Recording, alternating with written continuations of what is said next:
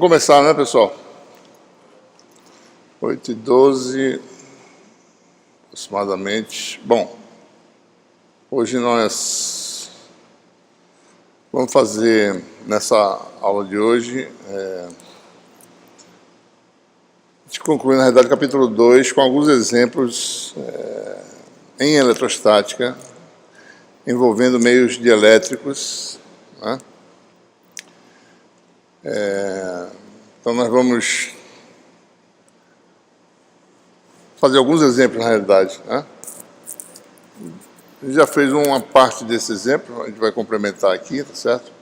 Campos no interior da esfera polarizada, né? Um tipo de meio material dielétrico em que é não linear, como a gente falou anteriormente, né?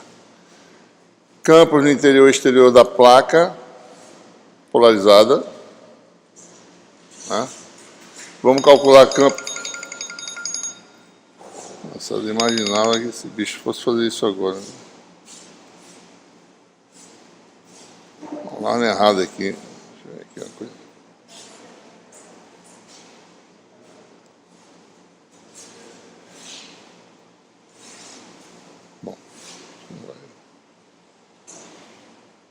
Bom, continuando, né?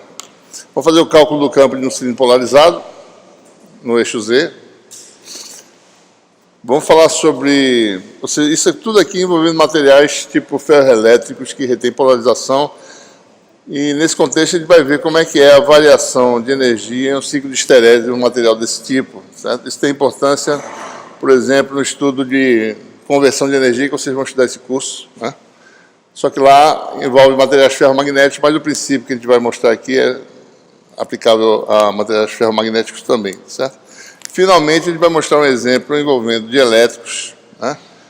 No caso de uma esfera envolta em uma capa dielétrica, certo? Muito bem, nós já fizemos um exemplo, né, da esfera polarizada, né? Deixa eu fazer aqui esfera polarizada de raio A. Nós já calculamos o campo no centro da esfera, usando o conceito de carga de polarização. A gente mostrou que, com a esfera polarizada permanentemente, com o vetor polarização constante, né, a gente falou assim, bom, vamos substituir a esfera pelas suas cargas de polarização, né? No volume, você tem uma densidade volumétrica de cargas ligadas, ou cargas de polarização, dado por menos dividido de P, e na superfície, você tem aí uma densidade superficial de carga de polarização dada por a projeção do P ao longo da normal para o exterior do dielétrico, né, na superfície. E no caso, o N igual a AZ, né, aliás, igual a AR de esféricas, que é normal, né? E o P dirigido na direção Z, digamos que isso aqui seja o eixo Z, né? Então, isso aqui dá AR escalar AZ, que dá o cosseno de θ, né? Então, a gente falou, bom, essa esfera polarizada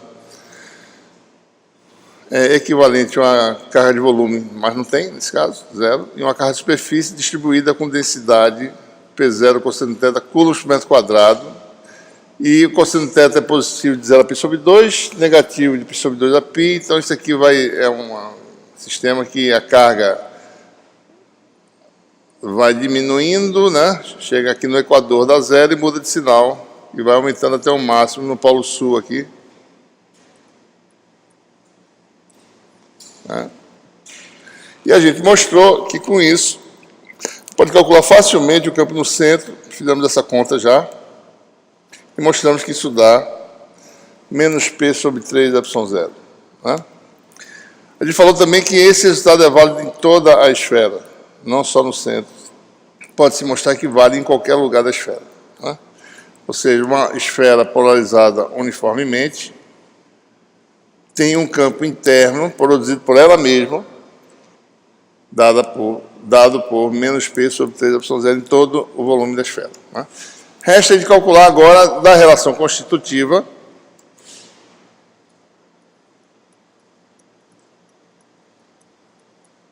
para complementar esse exemplo, que eu gostaria só de complementar, para a gente poder ver algumas características, né? Quem é o D, né? Ora, sendo E igual a menos P sobre 3 epsilon zero, se eu substituir na relação constitutiva, você tem o D, né? Que vai dar menos P sobre 3 mais P, né? Que vai dar quanto? 2P sobre 3. Certo? Então, nós temos os três vetores coexistindo, né? Que tal D? Então, essa é a situação, né? A polarização está para cima, certo? O E está para baixo e o D está para cima. Vocês vejam, aquela relação D igual a epsilon E, aqui não tem nada a ver, né? Certo? D, na realidade, nesse caso, a relação entre D e E, né? D igual a 2/3 de P, e P, por sua vez, é menos 3 epsilon zero E. Então, você tem aí que D igual a menos 2 epsilon zero vezes zero, né? Certo? Então, D está no sentido oposto a E. Aquela relação de permissividade em meios lineares não é obedecida, né? Em meios lineares, D igual a epsilon E, e epsilon é um número positivo, né? Aqui D não é epsilon E, D é obtido da relação constitutiva, certo? Ok? Observe, então, né? Existe o vetor de densidade de fluxo elétrico, certo? Mas o fluxo elétrico para fora de qualquer superfície fechada que eu envolva aqui, por exemplo, se eu pegar aqui, certo? Um hemisfério que pegue do Equador, passando pelo hemisfério norte, e calcule, bom, quem é o fluxo para o exterior dessa superfície de DDS? Vai dar quanto, pessoal? Carga livre envolvida, dá quanto? Zero, isso, zero, certo? Mas D existe, né? D aqui fora é epsilon zero E, que é vácuo, e aqui dentro D é 2/3 de P, mas mesmo assim o fluxo dá zero, certo? Independentemente de... O D existe, não existe fluxo líquido para qualquer superfície fechada, né? Muito bem. Segundo exemplo que eu gostaria de mostrar é o caso de uma placa ferroelétrica do mesmo tipo, em que você polarizou permanentemente, né? E a gente quer determinar o campo no interior e no exterior. Vamos fazer esse sistema de coordenadas. A placa tem uma espessura H, certo? Infinitamente longa, né? Para simplificar a análise, infinitamente longa na direção Y e saindo do quadro na direção X, polarizada no sentido ortogonal aos planos da placa, certo? Com polarização constante, né? Vamos calcular D e E. Como é que a gente faz esse problema, certo? Esse é o tipo de problema que não é fácil de fazer usando o que a gente tem agora, usando formulação integral, por exemplo, né? Calcular o campo direto é complicado, certo? Mas esse problema tem alta simetria, né? O que a gente faz novamente é substituir pelas cargas de polarização, tira a placa, bota as cargas no vácuo, né? Mais uma vez, né? Quem são elas? ρB igual a menos divergente de P, ρBS, P escalar N, onde N é a normal para fora da placa nas superfícies que a limitam, né? Mais uma vez, nesse exemplo, né? No final da aula, eu vou fazer um exemplo que P não é constante, tá? Nesse exemplo aqui, P é constante. Isso aqui dá zero, né? Derivada de uma constante dá zero, divergente dá zero, né? Certo? E a densidade superficial de cargas ligadas, ou cargas de polarização. Bom, em Z igual a H sobre 2, a normal está para fora do dielétrico, né? Em Z igual a menos H sobre 2, a normal está para fora do dielétrico, que vale menos a Z. Né? Certo? Então, a projeção de P na direção Z, na placa de cima, é P0, coulombs por metro quadrado, a densidade de carga superficial, né, ligada, e na de baixo é menos P0. Certo? Então, essa placa é equivalente a 2 superfícies de carga no vácuo. Né? Então, se você for ver... Tá?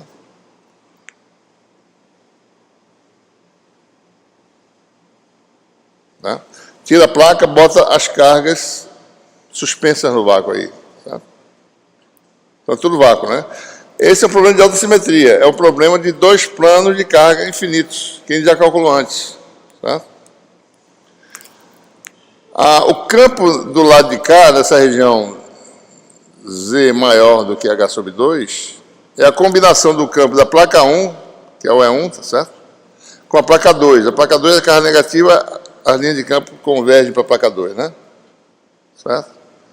Da mesma forma, nessa região, essa é a combinação, certo? Na região abaixo do plano de baixo, é essa a combinação. Cada campo desse nós conhecemos, certo? Por exemplo, né, o E1, esse campo aqui, ele é dado pela densidade de carga superficial sobre 2 ε0, e aqui tem a informação do sentido, né? Certo? Acima da placa, isso aqui dá 1. Acima da superfície, da parte superior. Né? E abaixo, isso aqui dá menos 1, certo? Né? O de baixo é a mesma coisa, só que o de baixo a densidade é negativa, dá menos P0 sobre 2 ε0. E módulo de Z menos H sobre 2, que dá Z mais H sobre 2. Ou seja, abaixo de Z igual a menos H sobre 2, isso aqui dá negativo, então o campo está para cima, né? Aqui, ó. Certo? E acima de Z igual a menos H sobre 2, o campo está para baixo, né? Então, o nosso campo é a soma desses dois, certo? O campo total da placa vai ser essa soma. Isso aqui é fácil calcular, né? Esses campos têm a mesma magnitude, né? Isso aqui é só para dar informação do sinal, certo? E a gente visualiza aqui, né? Aqui há um cancelamento perfeito. Então, o campo aqui vai ser 0, né? Aqui também. E aqui tem uma soma, 2 vezes um deles para baixo, certo? Então, você fica com esse resultado aqui. O campo vale 0 fora da placa, módulo de Z, né? H sobre 2. E é para baixo, menos P0 sobre ε0, porque era 2, né? Vezes 2 dá sobre ε0 a Z dentro da placa. Né? Certo? Ou seja, diretamente em relação ao vetor P, dá isso aqui. Ó. O campo agora é menos P sobre ε0. No caso da esfera, é menos P sobre 3 ε0. Né? Aqui é sobre 1 ε0. Certo? E daí nós temos aí o cálculo de D. Né? Relação constitutiva. ε0 é mais P. Fora, o campo é 0. Né? O P é 0, aliás. O campo é 0, D igual a 0. Dentro, o campo é menos P sobre ε0, que dá menos P com P dá 0. Então, D igual a 0. Ou seja, nesse exemplo, o campo D é todo nulo em qualquer lugar, certo? D é 0 em todo espaço. Então, é um outro exemplo interessante. Tem um campo elétrico dentro, mas não tem vetor de densidade de fluxo elétrico. Certo? Certo? Ou seja, não tem nada a ver com D igual a ε, né? Não é isso. D é 0 e é diferente de 0, certo? Então, aqui esse exemplo aí mostra outra característica interessante, certo? Então, vamos fazer agora um exemplo que realmente tem que calcular usando a formulação que a gente tem de superposição de campos, etc. Né? Considere esse exemplo aqui, certo? cilindro polarizado, né? Permanentemente. Deixa eu botar uma cor aqui.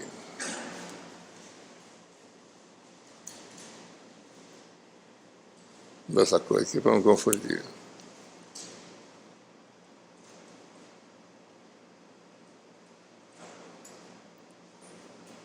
Usa preto.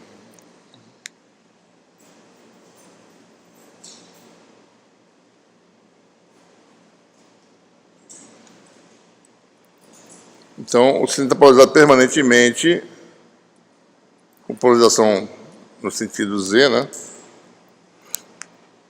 Ou seja, esse é o estado de polarização em todo o volume do cilindro, né? E o nosso objetivo agora é calcular o campo no eixo Z, ou dentro ou fora, certo?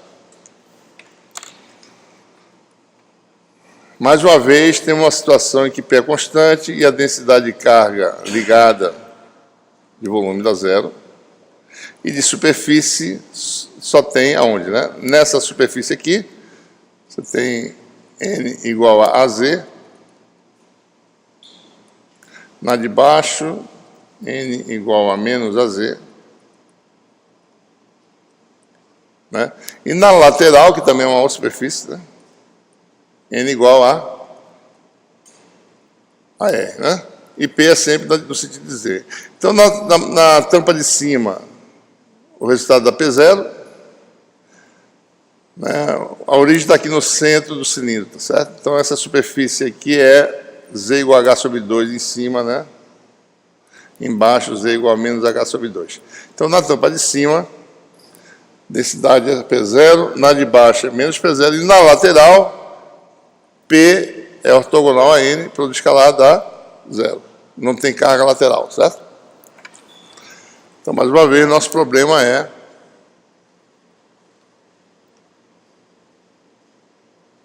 equivalente, né, a 2 discos de carga carregados no vácuo. Raio A, né, no caso, certo? Né? Então, vamos calcular o campo aqui no eixo Z. Bom, para isso, vamos calcular o campo de um disco apenas, certo? Com o campo de um disco, a gente resolve o problema. Né? Então, o campo de um disco, depois de analisar por causa de 2 discos, do jeito que elas estão colocados. Aqui está a geometria. Né? Aqui está o X. Z a Z. Que está aqui, né? X' é um vetor no plano do disco, né, que é uma distância R' da origem, versor de cilíndricas R'.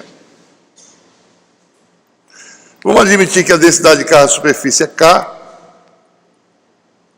e o elemento de área vai ser R dr dφ, né, no caso. Bom, eu posso calcular o potencial depois do gradiente, né, ou calcular o campo direto, certo? Vamos calcular assim, o potencial primeiro, que é o integral simples, né, depois o campo elétrico, certo? Nesse caso, nós sabemos, né, que o campo no eixo Z está no sentido de Z, certo? Pela própria simetria, né? Esses discos aqui fazem um campo assim, tá certo? E dá um cancelamento aqui, e dá só uma componente Z, no eixo Z, né? Certo? Então, nós podemos calcular o potencial e calcular a derivada em relação a Z, e calcular o gradiente. Dessa forma, componente Z do campo. Então, vamos ver como é que fica aqui, tá certo? Tem o potencial, né? Igual a integral no disco, né? De d sigma linha, densidade de carga superficial é K, sobre 4πε0, módulo de X menos X'. Tá? Elemento de área é R', dr', dφ', X é Z a Z, X' é R', não é A, né, pessoal? A gente bota A, né? Mas não é. R', R', né? Então, você tem módulo de X menos X', vai dar para o escalar do vetor de diferença, vetores são ortogonais, ou seja, diretamente vai dar R' ao quadrado mais Z2 raiz quadrada. Temos o potencial. Integral de 0 a R' dR'.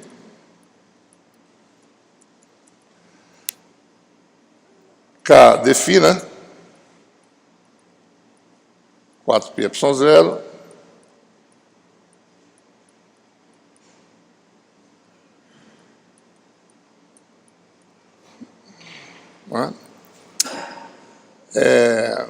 então você vai ter o quê, né? K sobre 4πε0 integral de 0 a Olha, isso aqui não depende de φ, né? Sai da integral em φ.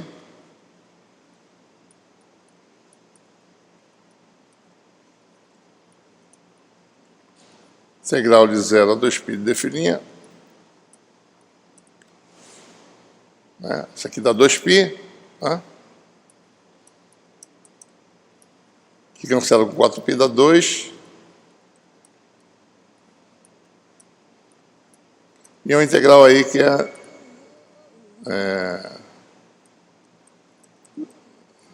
razoavelmente simples de calcular, né? Se chama de U, né? Esse R2 mais E2,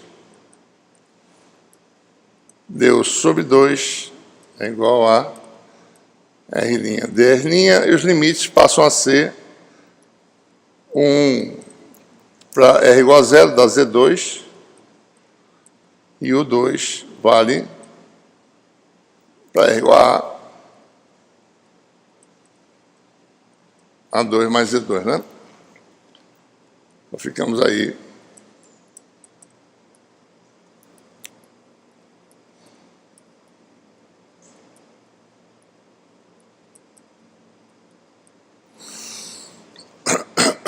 Então vai dar U elevado a menos 1/2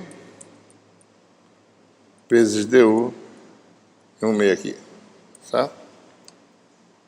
Essa integral dá exatamente U elevado a 1/2, né? A derivada dá 1/2 de U elevado a menos 1/2, né? Então o potencial vai dar. E você fica com raiz quadrada de A2 mais E2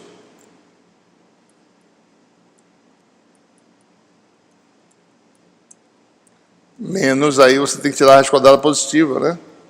Certo? Raiz de Z2 que dá módulo de Z. Esse é o potencial, né?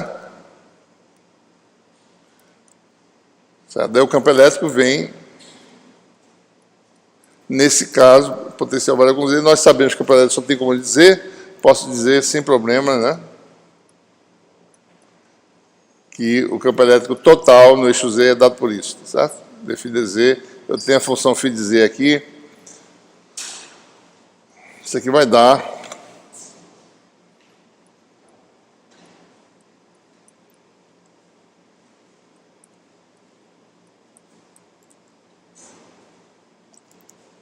você tem aí essa derivada, né, dá 1/2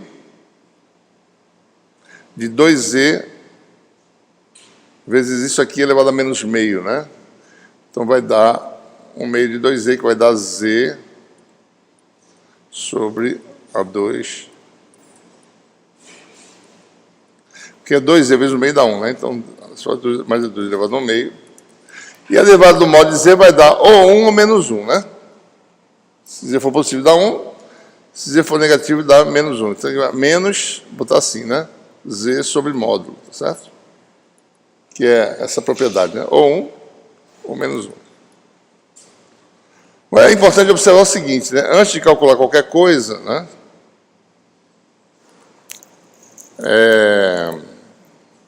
Eu teria que calcular o campo de elétron, tá certo? O campo de elétron, se você calcular, não aqui, tá certo? Mas ele vai dar 0. O campo no centro dá 0, né? Porque ele é positivo do lado de cima, negativo do lado de baixo. No centro, ele daria 0. Porque você tem um disco, né? Todo mundo faz isso, né? A soma dos campos é essa aqui, tá certo? Dá 0. Tá? Ok? Então, aparentemente não vai dar 0 aqui, mas vai dar uma descontinuidade, né? Muda de mais para menos, mas bem no centro dá 0. Tem uma transição dando 0 no meio, tá certo? Só para a gente lembrar isso. Então, o campo, né, ele com menos, né, vai dar K sobre 2 epsilon 0 AZ, botãozinho em evidência, né?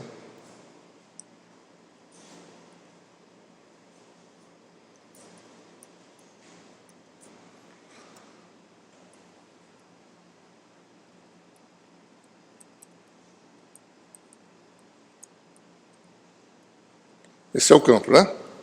Um disco. Está aqui calculado, certo? Aqui está a observação. Em Z igual a 0, o campo dá 0. Né? Mas o Z diferente de 0 vai dar isso aqui, né? Bom, temos o campo de um disco, né? Vamos considerar agora o disco não estando na origem, né? No plano Z igual a 0, não estando numa altura D. Né? Qual é o resultado que a gente obtém? Bom, vamos ver aqui, tá certo?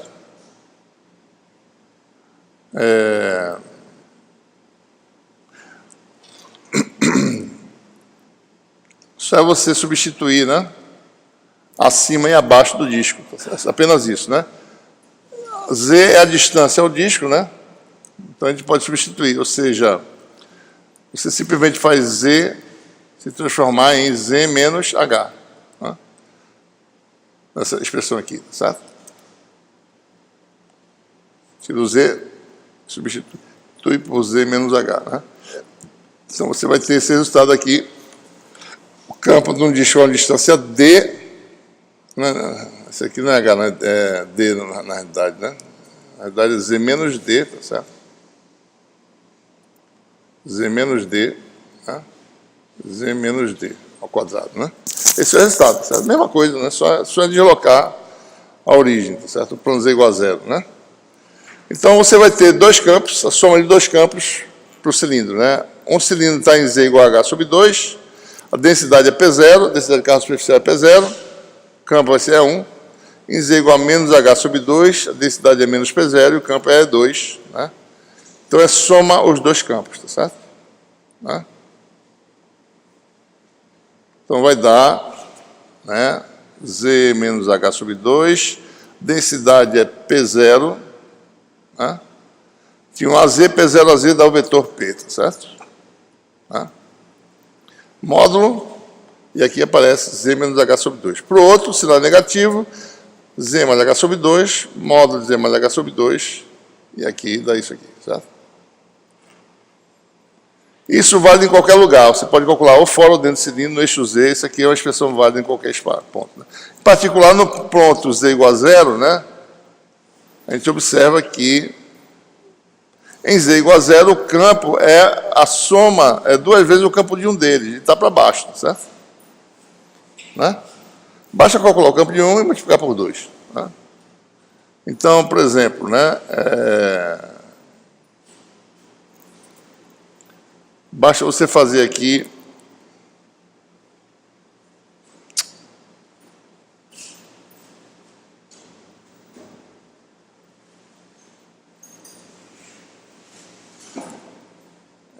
por exemplo, né, eu posso botar aqui o campo desse aqui vezes 2, tirar esses 2 daqui, né? E fazer Z igual a H, né? Ou seja, no meio, se esse aqui está em menos H sobre 2, aliás, desculpe, se esse aqui está em Z igual a 0, né? Se eu botar esse aqui em Z igual a 0, calcular aqui no ponto Z igual a H sobre 2, né? Então, a distância Z mais H sobre 2 dá H sobre 2, por exemplo, né? Isso aqui dá H sobre 2, isso aqui dá 1, né? Isso aqui dá H sobre 2, então o resultado vai ser 1, né? né, que vai ser esse fator aqui, vai dar menos 1. E H sobre 4 fica 4A2, e aqui fica H2. Esse é o resultado.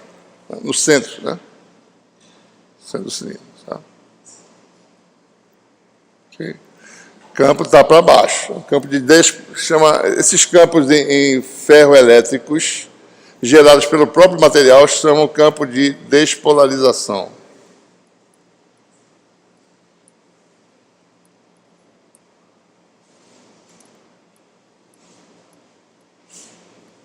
Certo? Vamos ver por quê, né? Deixa eu só explicar. Vamos voltar aqui para, por exemplo, a esfera, né?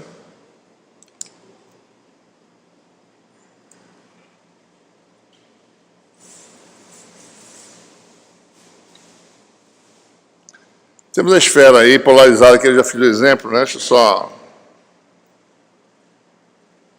Tela azul, tá? A esfera está polarizada, né? Mostramos que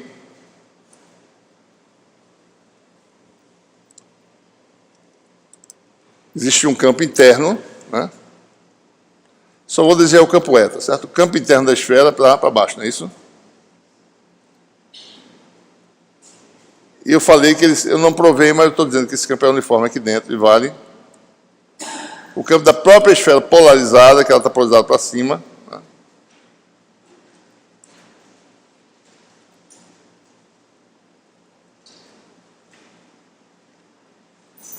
Vale menos P sobre 3 da opção 0, né? Suponha que eu pego essa esfera polarizada, certo? Suponha que eu aplique um campo externo, certo?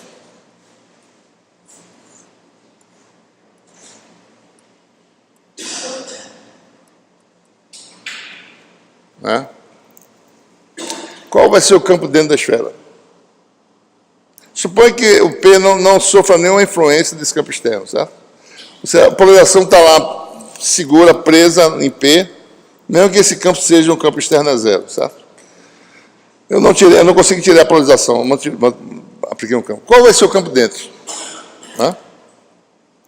Fora vai ter alguma coisa aqui, mas mais dentro especificamente. O que vai acontecer?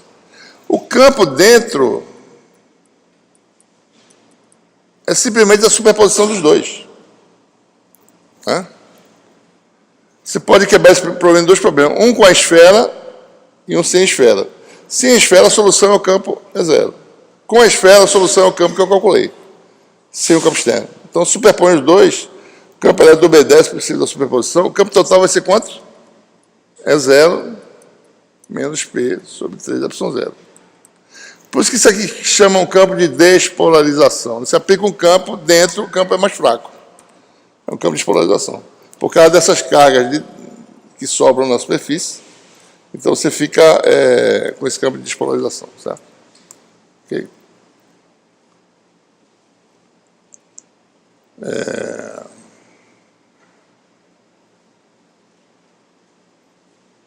Muito bem. Bom, o próximo exemplo que eu gostaria de falar para vocês, que envolve o uso da expressão de energia, né, num sistema qualquer, tá certo? Vamos considerar um material não linear, né? E o que acontece se eu tenho, por exemplo, geralmente, eu vou falar no caso de materiais ferromagnéticos, que são o exemplo mais tangível. Né? Você tem um enrolamento, tá certo? E você geralmente aplica uma corrente alternada, né? Esse enrolamento. Então, o campo, tem um campo que você estimula o material. Então, o campo vai positivo, negativo mínimo, positivo máximo, certo? Então, o que acontece? O campo varia entre valores extremos, né? Certo? E quando você faz isso, o material, no caso ferromagnético, ele vai... Ou seja, o campo vai... A polarização dentro do material, a magnetização, que vai ser o caso lá, ela vai variar segundo essas curvas aqui de histerese, certo? E a pergunta é, qual é a energia, né? Se o campo varia, diminui, tá certo? É um valor mínimo, depois volta ao valor inicial, qual vai ser a variação de energia? Certo? Vai haver variação de energia nesse processo?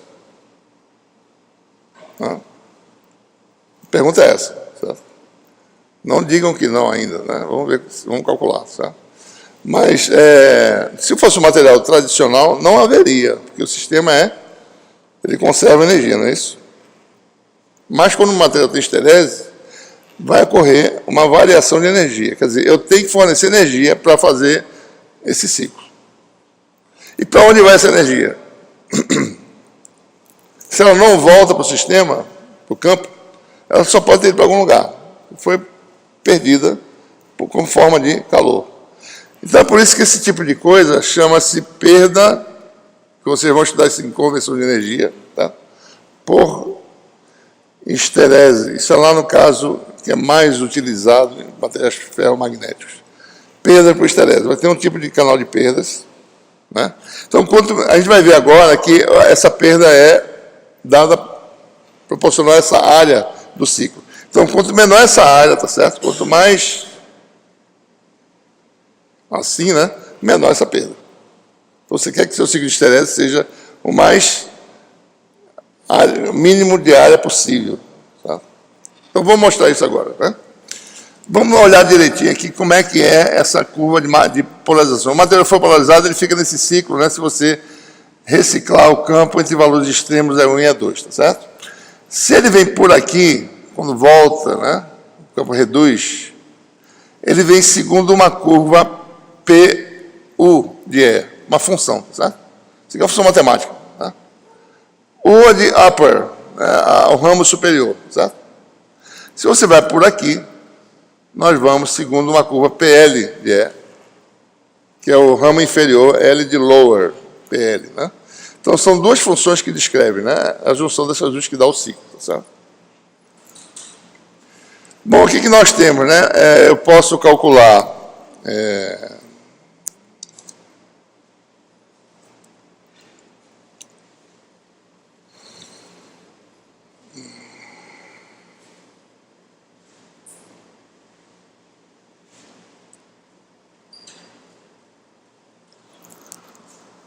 a variação de energia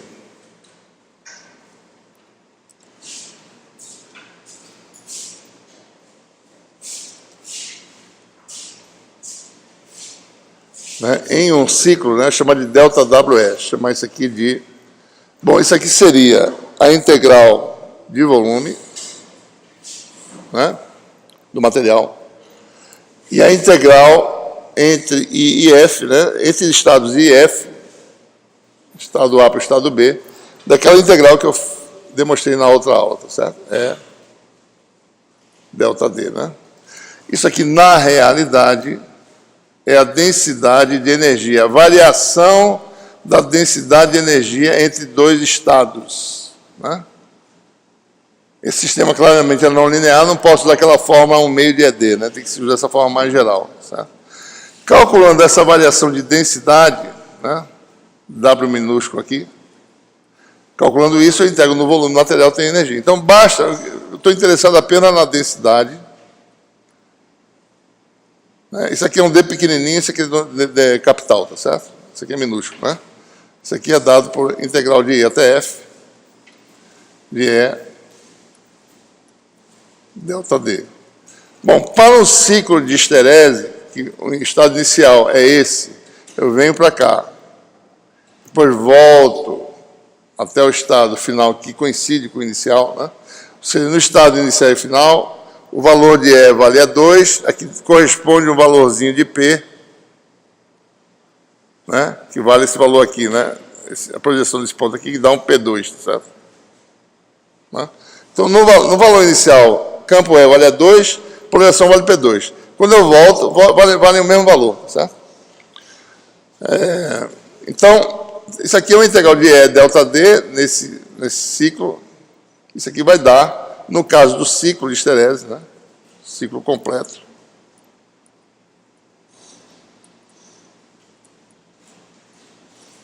Tem a variação de densidade de energia, eu vou representar dessa forma, né? A integral fechada no espaço de estado de E ΔD, certo? Ora, vamos usar agora a relação constitutiva. Bom, quem é D, né? D,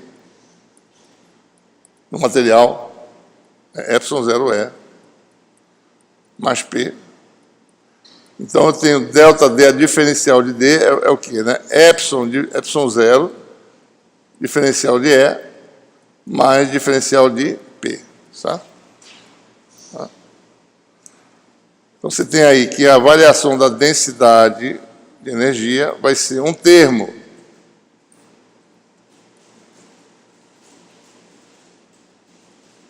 que vai ser E delta E,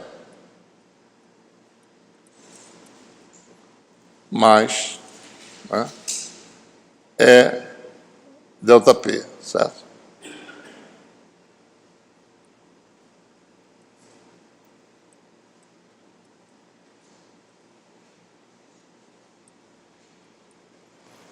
Né? Ora, essa integral aqui é a integral de E dE, vai dar 1 meio de E ao quadrado, certo? Né? E e delta S são colineares, né? O incremento de E é colinear com E, certo? Isso aqui é a integral de E dE, né? Que dá E2 sobre 2, tá certo? Né? A integral fechada vai dar E2 sobre 2. Entre que limite, né? De E1, aliás, de E2, que é desse ponto, depois que eu volto, é E2 de novo, né? De E2 até E2, que vai dar E2 ao quadrado, menos E2 ao quadrado, sobre 2, que dá quanto? 0. Né? Então, esse termo aqui que não contribui. Então, na verdade, a variação da densidade tem a ver só com a variação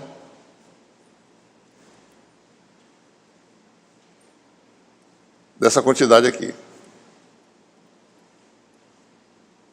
Certo? Então, ou seja, quando se tem materiais polarizáveis,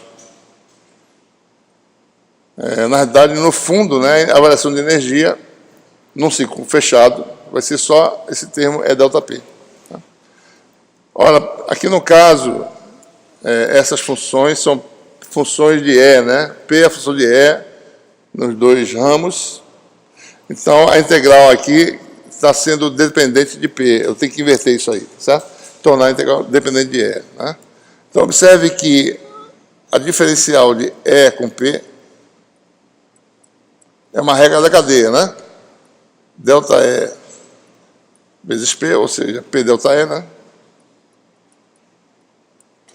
Mais E delta P. Então, eu estou fazendo a mudança de variáveis, certo?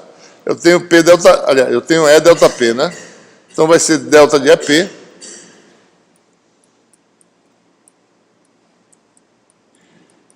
é diferencial de E com P, por escalar, menos P delta E. Ok? Então, quando eu faço a integral fechada disso aqui, vai dar a integral da diferencial dessa quantidade, que é uma variável U qualquer, né? Menos a integral fechada de P delta E. Ora, esta aqui vai dar, mais uma vez, né? Vai dar a diferencial disso, então a integral da diferencial dá a quantidade que está aqui dentro. Vai dar E com P, certo? Né? No valor inicial, que é E2 escalar P2, que é o valor lá no começo do ciclo, certo? Né? E2, P vale P2, né? Depois do ciclo completo, eles voltam ao mesmo valor, certo? Até E2 escalar P2. Mais uma vez, o resultado vai dar o quê, né? E2 P2 menos E2 P2. Que dá 0. Então, a contribuição desse termo é 0. Então, a integral de E delta P, que é o que eu queria calcular, é menos a integral no ciclo complexo. Agora eu posso calcular de P delta E. Certo? Pronto, vamos calcular agora essas integrais, certo?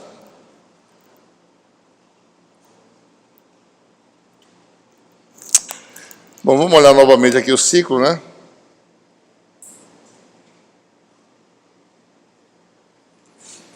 Então, quando eu faço a integral de daqui até aqui, depois volto, eu vou quebrar a integral daqui até de E2 até E1, certo?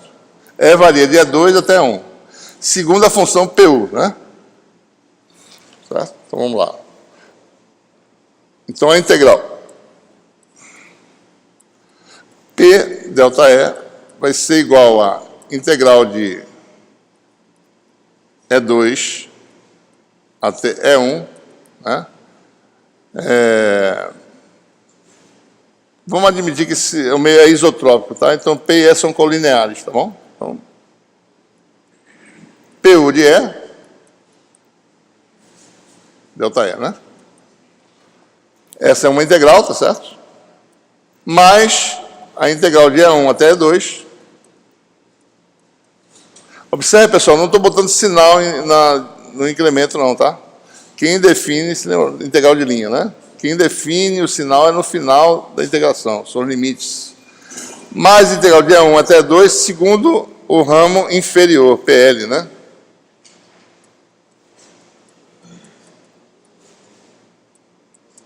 Bom, o que isso aqui dá, né? E1 para E2 está sentido crescente. Então, vou mudar aqui o sinal. Isso aqui vai dar menos integral de E1 até E2. Daí, ambos estão no mesmo limite de integração, né? Vai ficar o quê? PU de E menos PL de E, delta E, no caso.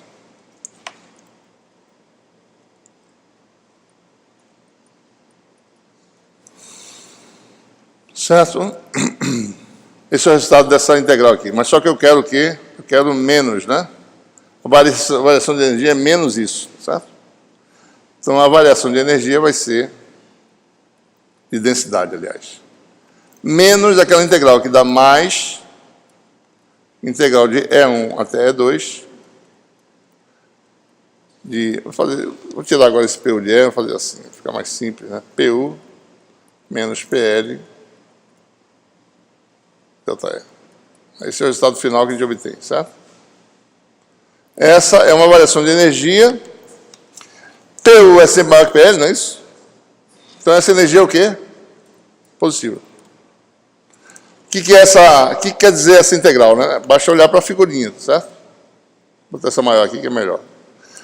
A integral é a integral de PU menos PL delta E. Isso aqui é um retângulo. Então, essa integral é a integral do retângulo, né? Ao longo do ciclo, tá certo? É a área do ciclo de esterese. Então, de onde eu começar, tá certo? Se eu começar aqui e voltar para cá, ou começar aqui e voltar para cá de novo, ou começar aqui, tanto faz. Sempre vai dar, para cada ciclo que você avaliar a energia, o campo, você vai ter uma variação de energia positiva, certo? Então, para fazer isso, eu tenho que fornecer energia para o sistema, certo? Ou seja, no caso de um circuito, né, o circuito, a fonte fornece energia para o material.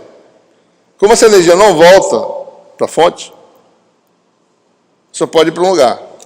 Ela é irreversível, né? Vai embora, calor, certo? Então, por isso que a gente chama isso de perda de esterese, né? Se você faz isso no caso magnético, vai obter uma análise semelhante, tá certo? A perda magnética devido a ciclo de esterese. Perda por esterese. Lá no caso magnético, você tem também perdas por corrente de Foucault, né?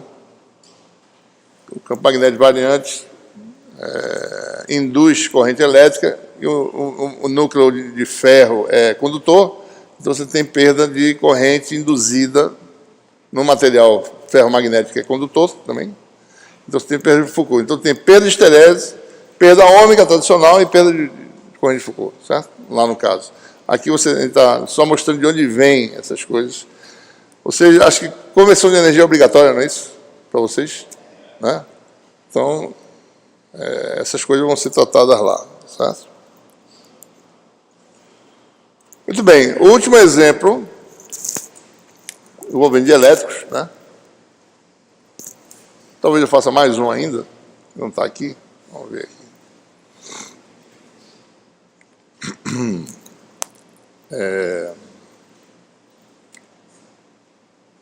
É agora envolvendo o dielétrico tradicional linear, né? Em que eu posso definir a permissividade elétrica epsilon.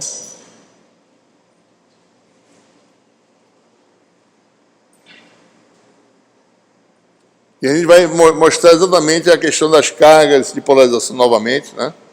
E ver como as coisas realmente funcionam como formulado, né? Então, suponha que você tem aí um condutor de raio A carregado, tá?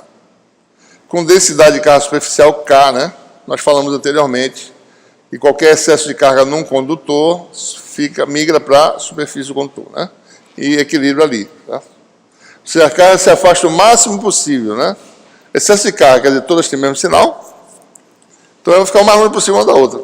Ela termina na superfície do condutor, né? Não vão sair do condutor, né? Certo? Então fica na superfície. Daí eu boto aqui uma capa dielétrica de material dielétrico de permissividade epsilon. Esse é um outro tipo de material, é um material linear. Curva de polarização desse material é linear, né? Certo? Se o campo vai para zero, P vai zero. Se o campo é diferente de zero, P é diferente de zero. Ele não tem P se for igual a zero, não, certo? Então a pergunta é essa: quem é o campo aqui dentro? Quem é o campo aqui fora? O raio do condutor é A, raio externo da capa é B, raio interno da capa é A. Primeiro método mais simples, né? Ou seja, a gente desenvolveu essa questão de permissividade, tudo isso, para usar esse método mais simples aqui, né? Usando diretamente a relação constitutiva, as equações de Maxwell, na forma integral, lei de Gauss, certo? Vai calcular facilmente D e E, nesse caso, e P também, né? E o segundo método, usando novamente o conceito de carga de polarização, nesse caso eu preciso saber quem é P, certo? Mas P é função de E, certo? Então, na verdade, no fundo, eu tenho que resolver primeiro esse problema aqui, para depois saber, bom, deixa eu ver o que daria se fosse carga de polarização, se daria o mesmo resultado, certo? Então, vamos fazer. Primeiro, né, esse é um problema de alta simetria, tá certo? Nós sabemos que, se isso aqui é a distância R, né, a origem, e o vetor radial é AR, nós sabemos que o vetor densidade de fluxo elétrico é radial, tá? E essa componente radial só depende de R, né? Então aqui está o D já fazendo aquela análise, né, que a gente não precisa agora mais ficar sempre fazendo, nós já sabemos, né, que a simetria vai me dar esse resultado aqui. Daí eu tenho a lei de Gauss, né, fluxo elétrico através da superfície que limita um volume V é a carga envolvida nesse volume, certo? Então, se eu pegar uma superfície gaussiana ou dentro do dielétrico de raio R ou fora, né? Então, o fluxo elétrico através da superfície vai ser D radial, área da esfera, que é 4πr2. Né?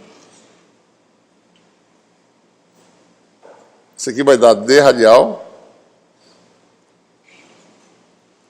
vezes 4πr2.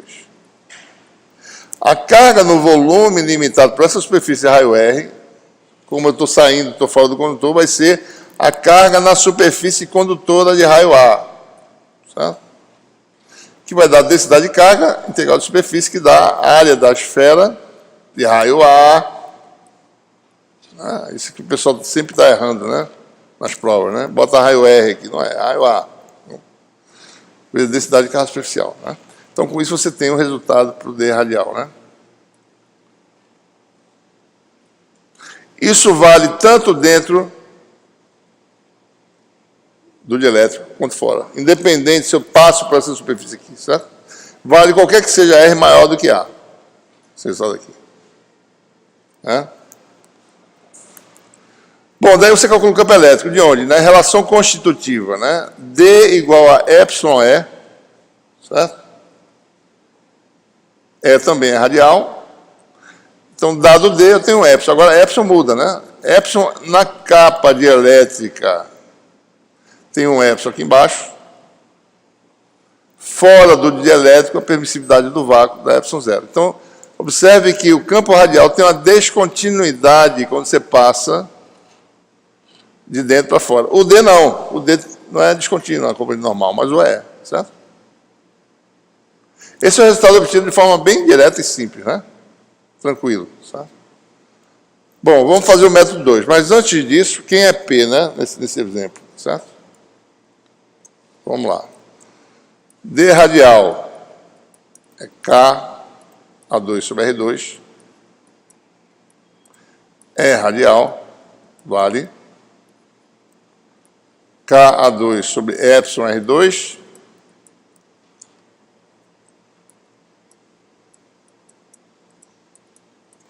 e K2 sobre epsilon 0 R2. Certo? E daí eu tenho relação constitutiva, né? D igual a epsilon 0 E mais P. D igual a epsilon E, né?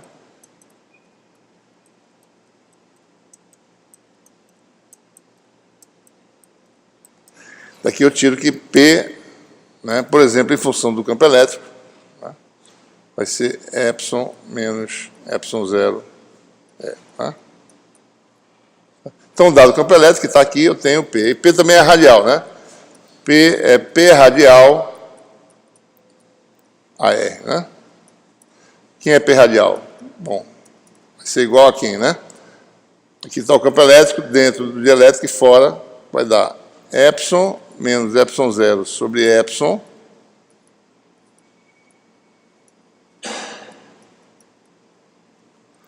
entre A e B. E quanto é que ele dá fora, pessoal? No vácuo dá quantos? 0. Vamos ver, né? Epsilon 0 menos epsilon 0 dá 0, né? Se eu colocar lá, tá certo? Então, P radial. Bom, esse é um exemplo em que o P é variável, tá certo? Então, só dentro de elétrico vai ser um P variável.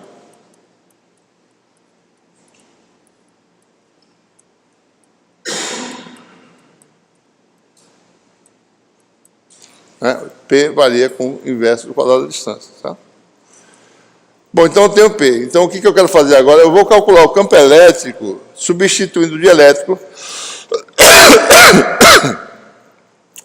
Quando tem condutor mais dielétrico, né? O condutor tem carga superficial com densidade K. O dielétrico, bom, vai ser substituído pelas suas cargas de polarização. No volume, você tem uma densidade de cargas de polarização que é menos divergente de P.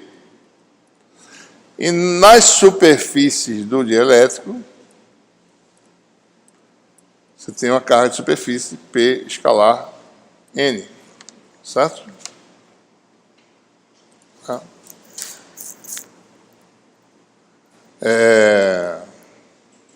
Então, pessoal, quem é isso aqui, né? P agora é variável, né? Não posso dizer que é 0, tá certo? Quem é divergente de P, né? Posso calcular direto aqui, tentar ver quanto é que dá, ou usar a relação constitutiva, né?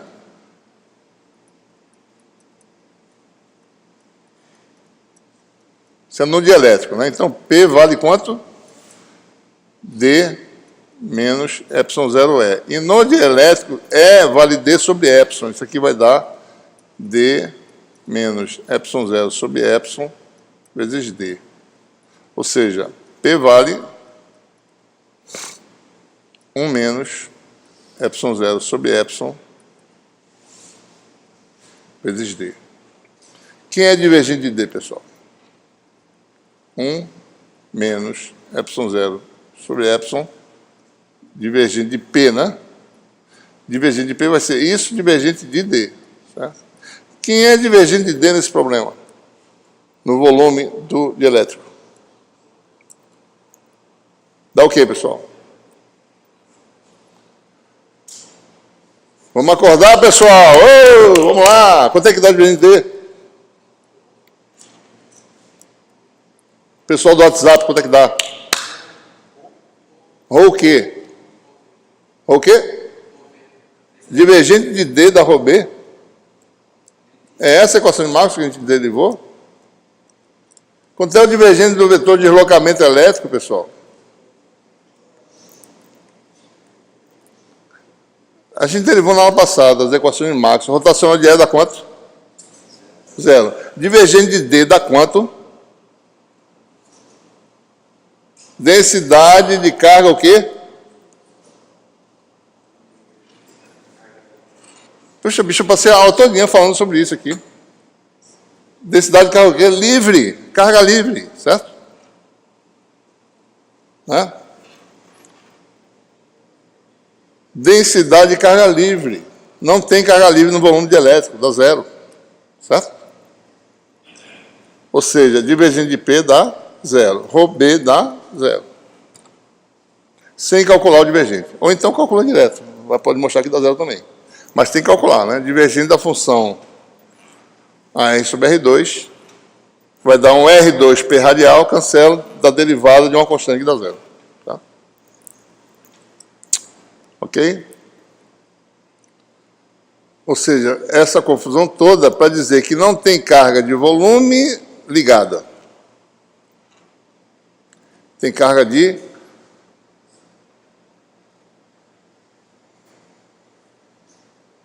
superfície, né? P escalar N. Bom, vamos calcular essa densidade de cargas superficiais. Então você tem aí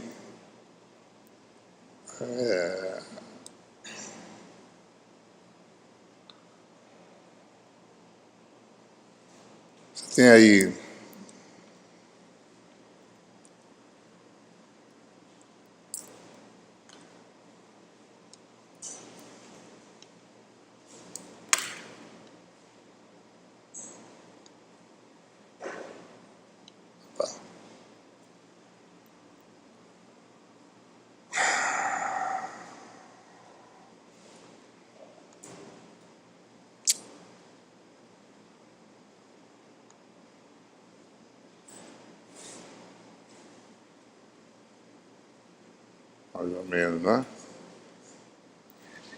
Condutor.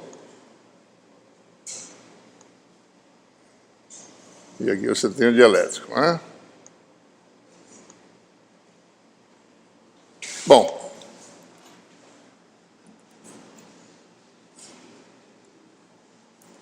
Você tem aí...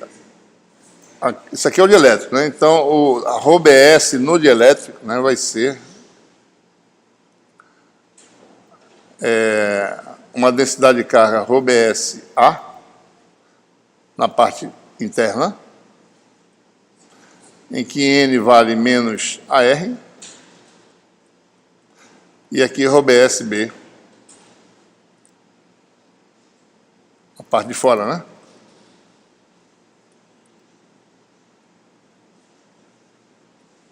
Certo? Então, o que acontece, né? Bom, ρBSA vai ser quem, né? ρBSA vai ser o vetor polarização em R igual a A vezes a normal, que é menos AR, né? Certo? Bom, o vetor polarização está aqui, né?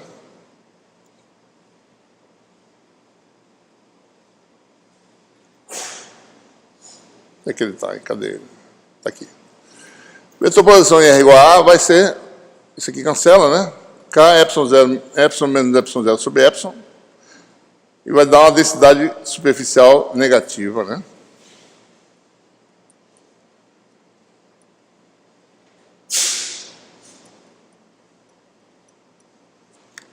A superfície de dentro, não é isso? Na de fora, vai ter um ρBSB, vou botar aqui em cima. Vai ser P em R igual a B, escalar AR, né? Ou seja, o resultado não pode variar com R, certo? É constante, é uma densidade de carga superficial. R igual a B, você vai botar aqui, vai dar A2 sobre B2, esse fator, mesmo fator, né? Isso aqui vai dar positivo agora, né? K epsilon menos epsilon zero sobre epsilon, A2 sobre B2. Certo? Então, primeira observação, né? A densidade, né? Esse K é a densidade de carga superficial do condutor, vamos dizer que é positiva, tá certo? Bom, então no dielétrico aqui tem a densidade de carga negativa, puxado pelo condutor, né? Carga ligada junto ao condutor, tá certo? E o condutor em si tem cargas positivas, né? Aqui, certo? E assim por diante, né? A densidade vale esse valor aqui, né? Isso aqui é dimensional. Na superfície R igual a B, a densidade é de sinal oposto, né? Então aqui você tem a densidade de carga positiva, ligada, né?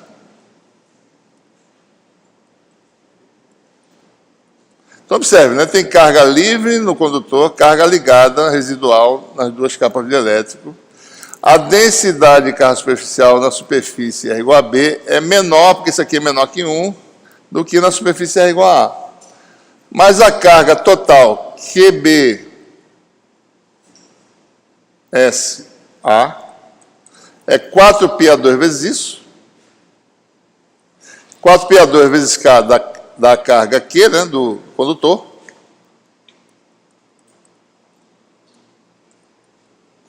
E na superfície R igual a B, a carga vai dar 4π B2, que é a área da parte de fora, cancela, né? Vezes K, vezes A2, que vai dar Q, mesma coisa, mesma quantidade de carga. Então, a carga total ligada na superfície interna do dielétrico é a mesma, sinal oposto, da carga na parte de fora do dielétrico, né? E essas cargas fazem um campo interno de reação dado por isso, né? E o campo elétrico dado por isso. Bom, aí a gente pode calcular com essas cargas quem é o campo, tá certo? Então, no fundo, a gente calcula, né, a lei de Gauss, agora não usando o D, mas usando o campo elétrico, certo? O campo elétrico vê todas as cargas, né? Como eu falei antes. Fluxo de ε0E vai dar quanto, né? Suponha que você não tivesse usado o D para fazer nada, né? Ele dava a carga total envolvida, tá? Se a gaussiana está dentro do dielétrico, vai dar a carga do condutor mais a carga interna da superfície elétrica, certo? Se está do lado de fora, vai dar a carga do condutor mais a carga da parte interna mais a carga da parte interna. Só que essas duas cancelam, que vai dar a carga aqui. E com isso, se vocês jogarem as expressões, vai dar o valor que a gente tinha obtido antes, certo? Epsilon dentro e epsilon zero aqui embaixo do lado de fora, como era para calcular, certo? Ok?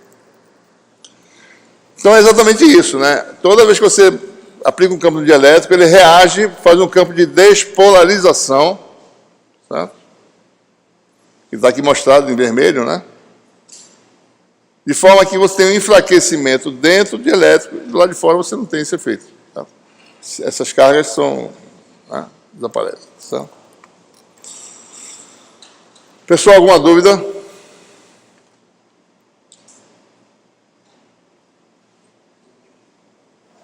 parar por aqui hoje, tá?